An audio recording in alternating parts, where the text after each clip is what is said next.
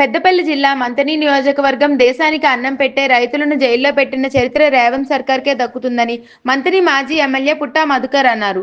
BRS party రాష్ట్ర working president KTR పిలుపు మేరకు లగచర్ల రైతులను రేవంత్ సర్కార్ నుండి కాపాడాలని, రేవంత్ సర్కార్కు కనువిప్పు కలిగేలా చూడాలని కోరుతూ మంథని పట్టణంలో భారత రాజ్యాంగ నిర్మాత డాక్టర్ బిఆర్ అంబేద్కర్కు ఆయన వినతిపత్రం అందించారు. ఈ సందర్భంగా ఆయన మాట్లాడుతూ జరుగుతున్నటువంటి అరాచకాలను అణిచివేతల నుంచి రేవంత్ రెడ్డి గారి లగచెర్ల రైతులను కాపాడాలని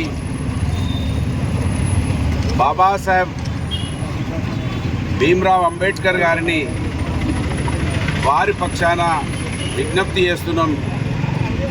కాంగ్రెస్ ప్రభుత్వానికి, రేవంత్ రెడ్డి గారికి కనువిప్పు కావాలి. ఎంతో గొప్పగా ప్రపంచమే మెచ్చుకునే విధంగా మీరు రాసినటువంటి రాజ్యాంగాన్ని రేవంత్ రెడ్డి గారు అపహాస్యం చేస్తూ రైతే రాజుగా భావించేటువంటి ఈ దేశంలో, ఈ రాష్ట్రంలో రైతులకు దాదాపు 35 రోజుల నుంచి బేలు రానివ్వకుండా ఏదో ఒక సాకు పెట్టి ఆపుతూ జైళ్ళల్లోనే పెట్టి వాళ్లకు చేతులకు బేడీలు వేసి చిత్రహింసలకు గురి చేస్తున్నటువంటి ఈ విషయాన్ని మీ దృష్టికి తీసుకొస్తా ఉన్నాం. తెలంగాణ మీరు రాసినటువంటి రాజ్యాంగాన్ని అనుసరించి మీరు ఆ రోజు పెట్టినటువంటి సెక్షన్ 3 దానిని అనుసరించి వచ్చినటువంటి తెలంగాణ రాష్ట్రం 10 సంవత్సరాలలో కేసీఆర్ గారి నాయకత్వంలో సుభిక్షంగా అన్ని వర్గాల ప్రజలు గొప్పగా వర్ధిల్లితే ఇవాళ అన్నం పెట్టే రైతులు దాదాపు 35 రోజుల పైచిలకు జైళ్ళల్లో మగ్గుతూ ఉన్నారు. మేము మా భూమి మీద ఆధారపడి బతుకుతున్నాం, అది పోతే మాకు దిక్కు లేదని విన్నవించుకుంటుంటే వాళ్ళ విషయాన్ని వినకుండా భూసేకరణ అనే చట్టం కూడా మీరు రాసిన రాజ్యాంగంలోనే ఉంది.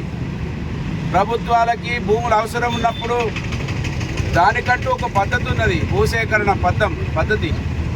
ఆ భూసేకరణ పద్ధతిని కూడా అమలు చేయకుండా, అవలంబించకుండా వాళ్ళకి ఇష్టం వచ్చినట్టు రాత్రి పోయి గిరిజన తాండాల మీద పడి మిడతల దండుల్లాగా కాంగ్రెస్ నాయకులు, రేవంత్ రెడ్డి గారు అన్నగారు తిరుపతి రెడ్డి గారు, ఆయన మాఫియా అంతా కూడా వాళ్ళ ఇళ్ల మీద పడి అరాచకాలు చేస్తూ వాళ్ళ భూములను గుంజుకుంటా ఉన్నారు. వాళ్ళకి సంబంధం లేకుండానే సర్వేలు చేస్తూ ఉన్నారు. ఈ దేశంలో ఎక్కడ లేదు ఇంత దౌర్జన్యం. రేవంత్ రెడ్డి గారు అధికారంలో రాకముందు అనేక మాటలు చెప్పిండు, ఇవాళ రైతులను వంచి మోసం చేస్తూ ఉన్నాడు. కనుక మా రాజ్యాంగ రచయిత, మా రాజ్యాంగాన్ని ఇచ్చినటువంటి మా దేవుడిగా మిమ్మల్ని చూస్తున్నాం. కనుక ఈ రేవంత్ రెడ్డి గారు కళ్ళకు జ్ఞానోదయం కావాలని ఇవాళ మీకు విజ్ఞప్తి చేస్తున్నాం. ఈ రాష్ట్రంలో మొత్తం రైతులంతా కూడా అస్తవ్యస్తమైపోయారు. ఏ వర్గం కూడా ఇక్కడ ప్రశాంతంగా లేదు. ఎవరు రోడ్డు మీద నిలబడితే వాళ్ళ మీద కేసులు పెడతా ఉన్నారు. పోలీస్ శాఖ అంటే అణిచివేతకు ఒక పనిచేసే విధంగా ఇవాళ పోలీస్ శాఖను వినియోగిస్తూ ఉన్నారు. పోలీస్ శాఖ ఒకప్పుడు చాలా గొప్పగా ప్రజల కోసం, ప్రజల కష్టాల కోసం ఉన్నటువంటి పోలీస్ శాఖను కూడా పూర్తిగా అపహాస్యం చేస్తూ ఉన్నారు.